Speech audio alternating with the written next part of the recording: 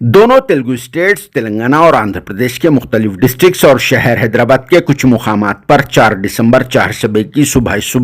ایک بڑی خبر سامنے آئی ہے، جس میں اچانک کچھ سیکنڈز کے لیے زلزلے کے جھٹکے محسوس کیے گئے۔ شکر ہے اللہ پاک کا، اس میں کوئی بھی جانی یا پھر مالی نقصان نہیں ہوا، لیکن زلزلے کے ان جھٹکوں کی وجہ سے عوام میں خوف و ہراس کا ماحول پیدا ہو گیا تھا اور پھر لوگ اپنے اپنے گھروں کے باہر بھی نکل پڑے تھے، جبکہ تلنگانہ کے ملگو ڈسٹرکٹ میں سب سے زیادہ زلزلے کے جھٹکے ریکارڈ کیے گئے، مگر وہاں بھی اللہ پاک کے فضل و کرم سے سبھی لوگ محفوظ ہیں اور وہاں پر بھی کوئی جانی یا مالی نقصان نہیں ہوا۔ حالانکہ زلزلے کے یہ جھٹکے ملگو ڈسٹرکٹ سے ہی شروع ہوئے اور ایک اندازے کے مطابق صبح 7:27 کو زلزلے کا پہلا جھٹکا ریکارڈ کیا گیا۔ اس کے بعد وقفے سے تلنگانہ کے مختلف ڈسٹرکٹس جیسے کہ کھمم، پیداپلی، ورنگل ٹاؤن، منگور، کوتاگوڑم، بھدراچلم، کریم نگر ٹاؤن کے ودیا نگر، محبوب نگر کے گنگارام، گوداوری کھنی، سلطان آباد، حضور آباد، نلگونڈا، منچریال میں بھی زلزلے کے یہ جھٹکے محسوس کیے گئے، جس کے بعد اس کے اثر سے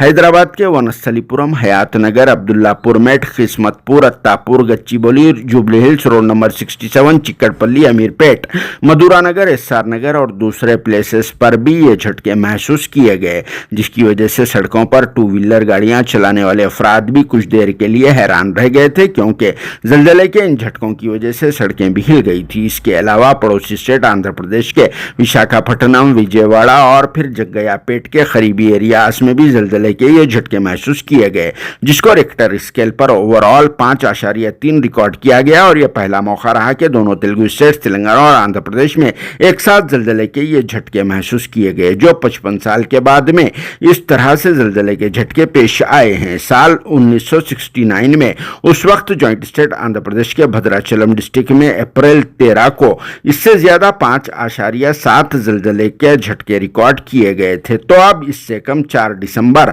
2024 کو 5.3 زلزلے کے جھٹکے ریکارڈ کیے گئے اور اس وقت تقریباً لوگ حالت نیند میں ہیں۔